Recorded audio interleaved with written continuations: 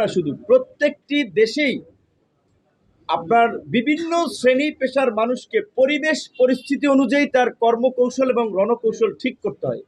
রাজনীতিতে কিংবা দেশের পরিস্থিতিতে বিভিন্ন ধরনের মেরুকরণ হচ্ছে, বিভিন্ন ঘটনা ঘটছে, তার প্রেক্ষাপটে আমাদের অবস্থারও পরিবর্তন হতেই পারে, এটা স্বাভাবিক।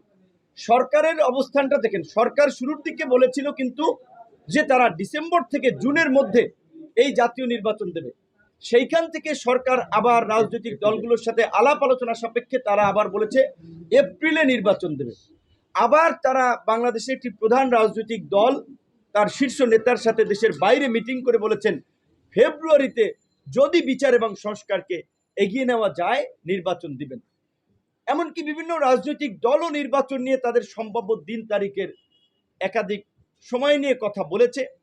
আমরাও বলেছি যে সরকারের পক্ষে যদি সম্ভব হয় পরিবেশকে গুছিয়ে আনা, সংস্কারকে এগিয়ে আনা, বিচারিক প্রক্রিয়ায় অগ্রগতি করা, তাহলে তারা ডিসেম্বরে নির্বাচন দেখ, জানুয়ারিতে দেখ, ফেব্রুয়ারি দেখ, সেটা নিয়ে আমাদের কোনো রিজার্ভেশন নাই। কিন্তু আমরা মনে করি যে নির্বাচনের আগে বিচার এবং সংস্কারের একটা দৃশ্যমান অগ্রগতি দরকার। তো এই যে গত কয়েকদিন ধরে সংস্কার কমিশনে আলাপ আলোচনা হচ্ছে, আপনারা তো দেখছেন একই বিষয় নিয়ে একাধিকবার দফায় দফায় আলোচনা হচ্ছে। কোনো রাজনৈতিক দল তো এইটা তার লাগবে, কোনো রাজনৈতিক দল এইটা না হলে তারা সংস্কার মানবে না। বিভিন্ন ধরনের চাপ এবং প্রেক্ষাপটের কারণে ঐক্যমত্য কমিশনও কিন্তু তার জায়গা থেকে সরে আসছে।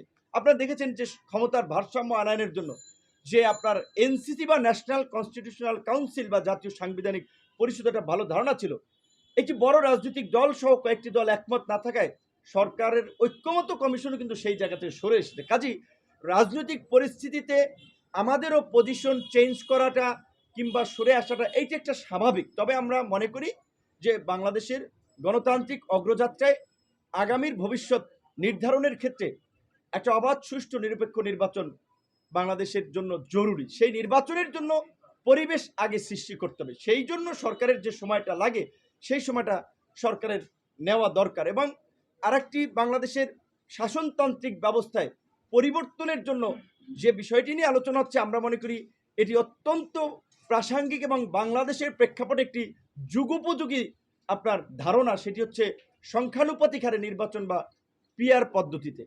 এখন আমাদের দল 2021 সালে যখন আমরা ঘোষণা করি বা দল যখন প্রতিষ্ঠিত হয়, তখনই এই দলের ঘোষণাপত্রে 21 দফা কর্মসূচিতে ছিল যে ভারসাম্যপূর্ণ সংসদের জন্য আমরা আনুপাতিক হারে নির্বাচন চাই এবং দ্বিকক্ষ বিশিষ্ট সংসদ চাই।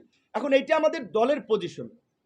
এখন দেখা যায় বাংলাদেশের স্বাভাবিকভাবে একটি বড় রাজনৈতিক দল সহ তাদের অনেক মিত্ররা পিআর পদ্ধতি চায় না, তাহলে এখন আমি চাইলে তো হবে না। তারপরেও আমরা বলবো যে জাতির বৃহত্তর স্বার্থে এবং জাতীয় ঐক্যমত্যের স্বার্থে আমাদেরকে একটা জায়গায় আসতে হবে। সেখানে যদি সামগ্রিক পর্যালোচনায় পিআর পদ্ধতি সকলের কাছে গ্রহণযোগ্য হয় সব ক্ষেত্রে, তাহলে আমি সরকারকে আহ্বান করব, জাতীয় ঐক্যমত্য কমিশনকে আহ্বান করব এই পদ্ধতির বাস্তবায়ন করতে। আর যদি পুরো প্রক্রিয়ায় সংখ্যানুপাতিক নির্বাচন কিংবা পিআর পদ্ধতির প্রয়োগ সম্ভব না হলেও যেই আলোচনাটি হচ্ছে, অন্তত একটা জায়গা আমাদেরকে যেতে হবে, সেটি হচ্ছে যে অনেক দল বলছে যে সংসদ দ্বিকক্ষ বিশিষ্ট সংসদের অন্তত উচ্চকক্ষে পিআর। তো এখন ওই যে ধরেন আমরা 100 ভাগ চাইলাম, 100 ভাগ না পাইলাম, 80 ভাগ, 70 ভাগ, 50 ভাগ পাইলেও তো আমরা মনে করব যে এই গণ অভ্যুত্থানের অংশীজন হিসেবে এই গণ অভ্যুত্থানের প্রেক্ষাপট তৈরিতে আমাদের যে ভূমিকা, তার প্রতি সরকার এবং ঐক্যমত্য কমিশন সম্মান দেখেছে। সেই জায়গা থেকে আমাদের একটা সমর্থন থাকবে। পাশাপাশি বাকি দলগুলোরও কিন্তু মতামত এবং অবস্থান থাকতে হবে যে তারা কি পুরোটা পিআর চাচ্ছে নাকি শুধু উচ্চকক্ষে পিআর। সেইটা আসলে রাজনৈতিক ঐক্যমতের ভিত্তিতেই ফাইনালি সিদ্ধান্তটা নিতে হবে। তবে ওই যে বাংলাদেশে যে আধিপত্য বিস্তার, দখলবাজি, চান্দাবাজি, পেশি শক্তির যে রাজনীতি, এলাকা নিয়ন্ত্রণের যে রাজনীতি, পিআর পদ্ধতিতে নির্বাচন হলে এই অপরাজনীতি অটোমেটিক্যালি মুছে যাবে, এই অপরাজনীতির কবর রচিত হবে। সেই ক্ষেত্রে তো অনেকে চাবে না। পিআর পদ্ধতিতে যদি নির্বাচন হয় আধিপত্য বিস্তার থাকবে না। এই যে দীর্ঘদিন ধরে আমাদের সুশীল সমাজ স্থানীয় সরকারকে আপনার ক্ষমতায়ন করার জন্য আপনার উন্নয়ন কর্মকাণ্ডে এমপিদের যুক্ত না হওয়ার জন্য যে কথাগুলো বলছে, পিআর পদ্ধতিতে হলে উপজেলার চেয়ারম্যান, ইউনিয়ন পরিষদের চেয়ারম্যান, তাদের ক্ষমতায়ন হবে, তারা উন্নয়ন কর্মকাণ্ডে ব্যস্ত থাকবে, এমপিরা আইন প্রণয়ন নিয়ে ব্যস্ত থাকবে। এমপিদের কাজ তো আসলে টয়লেট, পাবলিক টয়লেট উদ্বোধন করা কিংবা 5 লাখ টাকার সড়ক উদ্বোধন করা না। এই ক্ষেত্রে স্থানীয় সরকার শক্তিশালী হবে।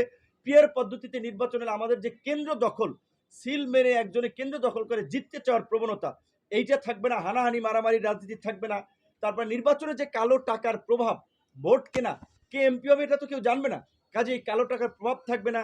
পিয়ার পদ্ধতিতে সুবিধা, এই অসুবিধা দু একটা হলেও অনেকগুলো সুবিধা আছে। সবাই বিবেচনা করুক। আমরা ইস্যুটা তুলেছি, অন্যান্য দলও এটার সাথে আছে।